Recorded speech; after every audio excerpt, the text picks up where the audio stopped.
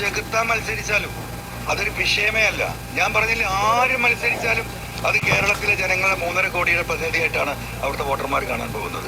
അതുകൊണ്ട് സ്ഥാനാർത്ഥിയെ സംബന്ധിച്ച് ഇപ്പോഴത്തെ ഈ ഒരു അവസ്ഥ ഒരു പ്രസക്തിയില്ല. ഏത് ചെകുത്താൻ നിന്നാലും ജയിക്കും എന്ന അൻവറിന്റെ ഈ പ്രഖ്യാപനം വന്നതിന്റെ പൊരുള് എല്ലാവർക്കും മനസ്സിലായിട്ടുണ്ട്. അതായത് UDF സ്ഥാനാർത്ഥി ആര്യാടൻ ഷൗക്കത്താണ് എന്ന് എല്ലാവർക്കും ഇപ്പോൾ വ്യക്തമായിട്ട് കാണുമെന്ന് വിചാരിക്കുന്നത്.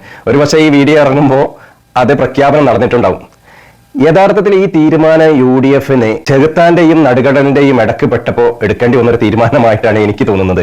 ഈ തെരഞ്ഞെടുപ്പിൽ അവിടെ യഥാർത്ഥത്തിൽ മത്സരിപ്പിക്കേണ്ടത് അൻവറിനെ തന്നെയാണ്. അതായത് അൻവർ എഫക്റ്റ് ആണ്. ആരെന്ത് പറഞ്ഞാലും ശരി, അവിടെ അൻവർ എഫക്റ്റ് ആണ് നടക്കാൻ പോകുന്നത്. ഇനിയിപ്പോ ഈ ആര്യാടൻ ഷൗക്കത്താണ് അവിടെ സ്ഥാനാർത്ഥിയായിട്ട് നിൽക്കുന്നതെങ്കിൽ ഭൂരിപക്ഷം കുറവാണെങ്കിലും എങ്ങനെങ്കിലും തട്ടിമുട്ടി ഒരു പക്ഷേ വിജയിക്കാൻ ചെറിയൊരു ചാൻസ് ഉണ്ട്. പ്രത്യേകിച്ചും ഈ അൻവർ സപ്പോർട്ട് ചെയ്യുന്നത് കൊണ്ട് മാത്രം ഒരു പക്ഷേ ആര്യാടൻ ഷൗക്കത്ത് അവിടെ വിജയിക്കും. പക്ഷെ വിരലിൽ എണ്ണാവുന്ന വോട്ടിന്റെ ഭൂരിപക്ഷം മാത്രമാണ് ആര്യാടൻ ഷൗക്കത്തിന് കിട്ടാൻ ചാൻസ് ഉള്ളൂ. കാരണം ആര്യാടൻ ഷൗക്കത്തിനെക്കാളും ജനങ്ങൾക്ക് ഇഷ്ടപ്പെട്ടത് അവിടെ ജോയിയാണ്. പക്ഷെ ജോയിയെ എന്തുകൊണ്ട് കൊണ്ടുവരാത്തത് എന്നുള്ളതിന് അവിടെ വലിയൊരു പ്രശ്നമുണ്ട്. ഇതിനകത്ത് ഒരു കളി നടന്നിട്ടുണ്ട്. അതായത് ആര്യാടൻ ഷൗക്കത്തിന് മത്സരിക്കാൻ സ്ഥാനാർത്ഥിത്വം അവിടെ കൊടുത്തിട്ടില്ലെങ്കിൽ നേരെ LDFന്റെ സ്ഥാനാർത്ഥിയായിട്ട് നമുക്ക് ഇദ്ദേഹത്തെ ബാനറിൽ കാണാം. അത്തരത്തിലുള്ള അന്തർധാര ചർച്ചകൾ അത് തന്നെ ഈ ഒരു ഊരാക്കുടുക്കുള്ളത് കൊണ്ടായിരിക്കാം ഒരുപക്ഷെ UDFന് ഈ ഒരു ഘട്ടത്തിൽ ചുമക്കേണ്ടി വന്നത്. ഇപ്പോഴുള്ള സർവേകളിൽ ജനങ്ങളുടെ മനസ്സിലുള്ളത് VS ജോയി ആണെന്ന് UDFന് തിരിച്ചറിയാമെങ്കിലും ഈ ജോയിയെ സ്ഥാനാർത്ഥിയായി വെച്ച് കഴിഞ്ഞാൽ ഇടതന്മാരുമായിട്ട് അന്തർധാര അണ്ടർസ്റ്റാൻഡിങ് നടത്താൻ സാധ്യതയുള്ള നമ്മുടെ ആര്യാടൻ സുൽത്താൻ ഈ പുറംകൊള്ളം ചാടും. അപ്പോൾ ജോയ് നിറം മങ്ങി നിദ്രാവിഹീനനാവാനാണ് സാധ്യത കൂടുതലുള്ളത്. നാട്ടുകാരനും നല്ലൊരു പ്രവർത്തകനും സർവർക്കും സ്വീകാര്യനുമായ ജോയ് നല്ലൊരു വിജയം അവിടെ കാഴ്ചവെക്കും എന്നാണ് പൊതുജനങ്ങൾക്ക് അഭിപ്രായമുള്ളത്. പക്ഷേ ജോയിയെ UDF സ്ഥാനാർത്ഥിയാക്കിയ തീർച്ചയായും ആര്യാടൻ ഷൗക്കത്തിനെ LDF നേരിട്ട് സ്ഥാനാർത്ഥിയാക്കുകയോ അല്ലെങ്കിൽ കുറെ മുഹബത്ത് നൽകി ഒരു സ്വതന്ത്രനായിട്ട് സ്ഥാനാർത്ഥിയാക്കുകയോ ചെയ്യും എന്നുള്ളത് 100% ഉറപ്പാണ്.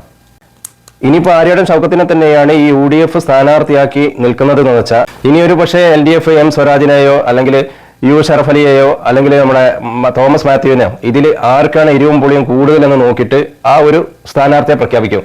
അല്ലെങ്കിൽ ഹിന്ദു മുസ്ലിം ക്രിസ്ത്യൻ ഈഴവൻ എല്ലാവർക്കും ഇഷ്ടപ്പെട്ട ഏതെങ്കിലും ഒരു സ്വതന്ത്രനെ അവിടെ അവർ പ്രഖ്യാപിക്കും. ഏതായാലും UDF മലയാളിമാര് ഈ ഷൗക്കത്തിനെയും LDF എംമാര് U ഷറഫ് അലിയെയും പ്രഖ്യാപിച്ചാൽ BJP തമ്പ്രാക്കന്മാർക്ക് സുവർണ അവസരം വീണ് കിട്ടും. നല്ല മണവും ഗുണവും ഉള്ള ഒരു അച്ചായനെ സ്ഥാനാർത്ഥിയാക്കിയാൽ ഇടതനും ബാലതനും കിട്ടുന്ന ഭൂരിപക്ഷം ഗണ്യമായിട്ട് അങ്ങോട്ട് കുറയ്ക്കാൻ പറ്റും. ഇതൊക്കെ തന്നെയാണ് ഇന്ന് നടക്കുന്ന യഥാർത്ഥ രാഷ്ട്രീയ പ്രവർത്തനം. ഇതാണ് രാഷ്ട്ര സ്നേഹം. ഇതൊക്കെ തന്നെയാണ് രാഷ്ട്രീയ നേതാക്കന്മാരുടെ ജനസേവനം. യഥാർത്ഥത്തിൽ നമ്മുടെ നാട്ടിൽ നടക്കുന്ന ഇത്തരമുള്ള കാര്യങ്ങളാണ് രാഷ്ട്രീയ നാടകം.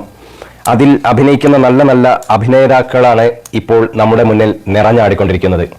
ഇതൊക്കെയാണ് യഥാർത്ഥത്തിൽ നമ്മുടെ നാട്ടിൽ നടക്കുന്ന രാഷ്ട്രീയ നാടകം. ഇതെല്ലാം അവരുടെ വരുമാന മാർഗമാണ്. അവരുടെ കുടുംബത്തിലേക്ക് സ്വത്തുക്കൾ, അവരുടെ ഭാര്യയും മക്കളുമെല്ലാം കോടീശ്വരികളെല്ലാം ആകുന്ന ഒരു മാർഗമാണ്. അതിനുവേണ്ടി ഈ രാഷ്ട്രീയക്കാർ കാണിക്കുന്ന പൊറാട്ട് നാടകത്തിന്റെ പല പല വേർഷനുകളാണ് നമ്മൾ ഇപ്പോൾ ഒക്കെ കണ്ടുകൊണ്ടിരിക്കുന്നത്. ശരിക്കും ഈ ഉപതെരഞ്ഞെടുപ്പ് പൊതുജനങ്ങൾക്ക് എന്ത് പ്രയോജനമാണുള്ളത്? എന്തെങ്കിലും ഗുണം കിട്ടുവാനുള്ള സമയമുണ്ടെനി ഈ ഒരു ഉപതെരഞ്ഞെടുപ്പ് ഇവിടെ ഉണ്ടായിട്ട് ഇതിനു വേണ്ടി പണം ചെലവാക്കിയിട്ട് പൊതുജനങ്ങൾക്ക് ഈ സമയം കൊണ്ട് ഇവിടെ എന്താണ് കിട്ടുവാൻ പോകുന്നത്? ഈ തെരഞ്ഞെടുപ്പ് പാവപ്പെട്ടവന്റെ നികുതി കാശ് എത്രയാണ് നഷ്ടപ്പെടുന്നതെന്ന് ഏതെങ്കിലും പൗരന്മാരൊന്ന് ചിന്തിക്കുന്നുണ്ടോ? പിണറായിയുടെ ഭരണത്തിൽ പോലീസ് രാജാണ്, കുടുംബവാഴ്ചയാണ്, അതുപോലെ അഴിമതിയും സ്വജനപക്ഷപാതവുമാണ് എന്നെല്ലാം തുടങ്ങിയ ഒരുപാട് പ്രശ്നങ്ങൾ തെളിവ് സഹിതവും അല്ലാതെയും പത്രസമ്മേളനവും അതുപോലുള്ള പല സ്റ്റേജ് പ്രോഗ്രാമുകളും എല്ലാം വെച്ച് പരസ്യമായിട്ട് വിളിച്ചു പറഞ്ഞുകൊണ്ട് ഈ പകുതി വഴിയിൽ വെച്ച് കസാര വലിച്ചെറിഞ്ഞ് പുറത്തു വന്ന അൻവറിനെ സംബന്ധിച്ചിടത്തോളം ഈ തെരഞ്ഞെടുപ്പ് അദ്ദേഹത്തിന്റെ രാഷ്ട്രീയ ഭാവിയിലെ ജീവൻ മരണ പോരാട്ടമാണ്. അതുപോലെ തന്നെ പൗരത്വ ബില്ല് കൊടുമ്പിരിക്കൊണ്ടിരിക്കുന്ന സമയത്ത് എന്റെ കേരളത്തിൽ പൗരത്വ ബില്ല് നടപ്പാക്കുകയില്ല എന്ന് പറഞ്ഞാൽ നടപ്പാക്കുകയില്ല അതുതന്നെ എന്ന മാസ് ഡയലോഗ് അടിച്ചുകൊണ്ട് രണ്ടാം ഭരണത്തിൽ കയറിയ പിണറായി സർക്കാരിനെ സംബന്ധിച്ച് അവരുടെ അഭിമാനത്തിന്റെ പ്രശ്നമാണ്. ഇതിൽ അൻവർ പ്രതിനിധാനം ചെയ്യുന്ന ഏത് രാഷ്ട്രീയ പാർട്ടി ആയാലും അതിനെ തച്ചുടച്ച് അതിനെ നിലംപരിശാക്കൽ പിണറായി സർക്കാരിന്റെ, പ്രത്യേകിച്ചും പിണറായി സഖാവിന്റെ അഭിമാനത്തിന്റെ പ്രശ്നമാണ്. അതുകൊണ്ട് തന്നെ വിജയത്തിൽ കുറഞ്ഞ മറ്റൊരു കാര്യം ചിന്തിക്കാൻ പോലും LDFന് കഴിയില്ല.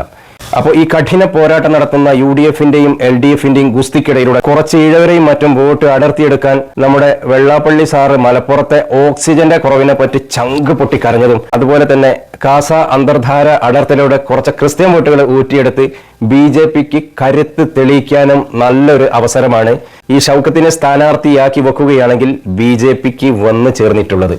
ഈ ഷൗക്കത്തിനെ UDF-ന്റെ സ്ഥാനാർത്ഥിയാക്കി വെക്കുകയാണെങ്കിൽ നല്ലൊരു അവസരമാണ്. BJPക്ക് അവരുടെ ഭൂരിപക്ഷം കൂട്ടുവാൻ കിട്ടിയ നല്ലൊരു അവസരമാണിത്. ഏതായാലും നമ്മുടെ ഈ രാഷ്ട്രീയം എന്ന ചക്കരക്കുടത്തിൽ കൈയിട്ടാൽ എത്ര കിളവന്മാരായാലും എത്ര കിളവികളായാലും ശരി, അവർ അള്ളിപ്പിടിച്ച് മറ്റൊരാൾക്കും ഒരു അവസരം പോലും കൊടുക്കാതെ അതിൽ അള്ളിപ്പിടിച്ച് കിടക്കുന്നതിന്റെ യാഥാർത്ഥ്യം എന്താണ്? ഇവരെല്ലാം ജനങ്ങളെ സേവിക്കാൻ വേണ്ടിയാണോ, ജനങ്ങളുടെ കഷ്ടതകൾ നീക്കാൻ വേണ്ടിയാണോ, ജനങ്ങളുടെ വിശപ്പകറ്റാൻ വേണ്ടിയാണോ, അല്ലെങ്കിൽ പൊതുജനങ്ങൾക്ക് പൊതുവായി വല്ലതും ഉണ്ടാക്കി കൊടുക്കുവാൻ ആത്മാർത്ഥതയോടുകൂടെയാണോ ഇവർ ഈ അള്ളിപ്പിടിച്ചിരിക്കുന്നത് എന്ന് പൊതുജനങ്ങൾ ചിന്തിക്കേണ്ട സമയം അധികരിച്ചിരിക്കുന്നു. പൗരന്മാർ ഇനിയെങ്കിലും ആത്മാർത്ഥമായി ചിന്തിക്കുക തന്നെ വേണം. അങ്ങനെ ചിന്തിച്ചാൽ മാത്രമേ നികുതിദായകരുടെ നികുതി പണം സമൂഹ നന്മക്കായിട്ട് ഉപകരിക്കുകയുള്ളൂ എന്ന് ഓരോ പൗരനും തീരുമാനമെടുക്കേണ്ട സമയം ഒരുപാട് അധികരിച്ചിരിക്കുന്നു. കേരളത്തിൽ സഹിക്കാൻ പറ്റാവുന്നതിനപ്പുറം അഴിമതികളായിക്കൊണ്ടിരിക്കുന്നു. എവിടെ ചെന്നാലും അഴിമതിയില്ലാതെ, കൈക്കൂലി കൊടുക്കാതെ ഒരു കാര്യവും നടക്കാത്ത ഒരു അവസ്ഥയിലായിരിക്കുന്നു. പാവപ്പെട്ട വിദ്യാർത്ഥികൾ എന്ത് പ്രതീക്ഷയിലാണ് പഠിച്ചിറങ്ങുന്നത് എന്ന് പോലും അറിയാത്തൊരു കാലമായിരിക്കുന്നു. എത്ര യുവാക്കളാണ്, എത്ര യുവതികളാണ് വിദ്യാഭ്യാസം കിട്ടിയിട്ടും ഒരു ജോലിയുമില്ലാതെ തേരാപ്പാര നടക്കുന്നു, കിട്ടിയ ജോലിക്ക് പോകുന്നു. സ്വന്തം നാട്ടിൽ ജോലി ചെയ്ത് ജീവിക്കാനുള്ള ഒരു സാഹചര്യം പോലും ഇല്ല. എന്തായാലും സ്വന്തം നാട്ടിലൊരു വികസനം വരുന്നില്ല, ഒരു വിദ്യാഭ്യാസത്തിലാണെങ്കിൽ ഒരു കുറവുമില്ല. പഠിച്ചിറങ്ങുന്ന വിദ്യാഭ്യാസം കാര്യമായിട്ട് തൊഴിൽ അധിഷ്ഠിത വിദ്യാഭ്യാസമായിട്ട് വളരെ തുച്ഛമായിട്ടേ നമ്മുടെ നാട്ടിൽ നടക്കുന്നുള്ളൂ. നമ്മുടെ നാടിനെ സംബന്ധിച്ച് അധ്വാനിക്കുന്നവർ ജീവിതാവസാനം വരെ അധ്വാനിച്ച് അവർ ചത്ത് മണ്ണിലേക്ക് തീരുന്നു. തട്ടിപ്പും വെട്ടിപ്പും മൂഞ്ചിപ്പുമായിട്ട് നടക്കുന്നവർ അതുകൊണ്ട് തന്നെ മറ്റുള്ളവരെ പറ്റിച്ചുകൊണ്ട് അവർ കാശുകാരും അവരുടെ തലമുറകളായിട്ട് സമ്പാദിച്ചുകൊണ്ട് അവർ കോടീശ്വരന്മാരായിട്ട് മാറുന്നു.